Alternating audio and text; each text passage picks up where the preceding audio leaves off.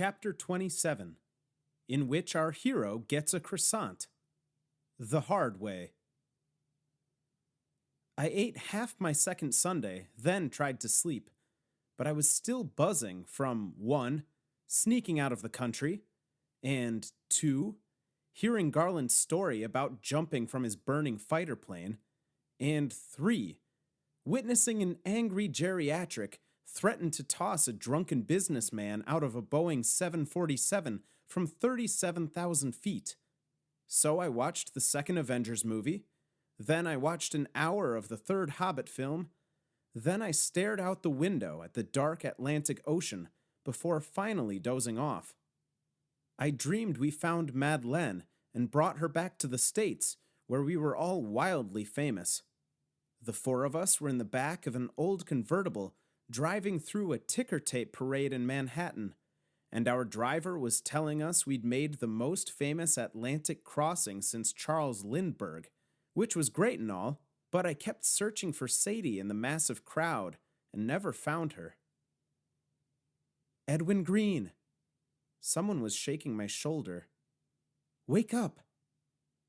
My ears popped, and Parker said something about our descent into Paris, and I felt like I'd woken up from one dream into another. I rubbed the sleep from my eyes and looked out the window, half expecting to see the Eiffel Tower, but only saw rectangular farm fields of varying shades of brown and green. Parker said something else. What? Landing card. My what? Your landing card. She handed me a slip of paper and said, Fill this out and get your shit together. Once we land, we need to get out of the airport. Fast. I mumbled something, and she went back to her seat, and half an hour later, our wheels touched down a few minutes past 7 a.m. local time. Bienvenue à Paris, the flight attendant announced, then repeated her welcome speech in English as we taxied toward our gate. But as everyone began to unbuckle and retrieve their luggage, the pilot announced something in French that drew groans from around the cabin. People returned to their seats, and Garland said, What the hell did he say, son? Just as the pilot began to repeat his announcement in English. Ladies and gentlemen, we sincerely apologize for the inconvenience, but for security purposes there will be a short delay. We must ask everyone to please remain seated until the tower clears us to disembark. Thank you for your cooperation. One of the flight attendants stared at me while the pilot made his announcement, but quickly looked away when I took notice. I leaned my head into the aisle so I could see Garland and Parker and said, I don't like this. Parker looked scared, which scared me more because Parker wasn't scared of anything. But Garland said, They probably don't have the jet bridge ready. You want everyone falling out the front door, son? I don't like it, I said again, and Garland growled, Well, worry about it then. See how much good it does you. I turned back around and cursed under my breath.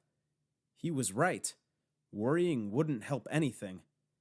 But he was wrong, too, because there was plenty to worry about. I suppose, had we been in coach, we'd have seen the 2 soldiers in red berets board the plane, though there still wouldn't have been anywhere to run. But from where we sat, they came from behind, and we didn't see them until one of the flight attendants pointed us out.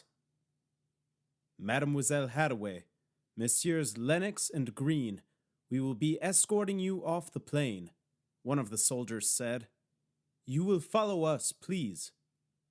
The bullshit man applauded as they ushered us down the aisle, and I wanted to tell Garland I'd told him so, but I was afraid if I opened my mouth I'd vomit. The soldiers, for their part, weren't intimidating. I mean, they carried assault rifles, but they were also smiling and wearing funny hats, and even offered to help Garland down the steps. I can manage the damn steps just fine, Jacques. As we followed them up the jet bridge toward the terminal, I recall not being half as scared of them as I was the trouble I'd be in once we got home. A balding, middle-aged man in a dark suit, flanked by two more beret-wearing soldiers, waited for us at the end of the tunnel. And when we reached him, he smiled and said, "Welcome to France. I'm Martin Blair with the United States Embassy in Paris." For just a moment, I let myself hope that an embassy welcome with Marine escort was part of Air France's first-class service. But Martin Blair continued and dashed any hope. "3 hours ago, we received word the three of you were on this flight, and we were instructed to place you on the next plane back to Atlanta, which leaves at 10:35 this morning." Then the embassy man glanced at his watch and said, "Follow me, please. I'd hate for you to come all this way and not at least have a croissant."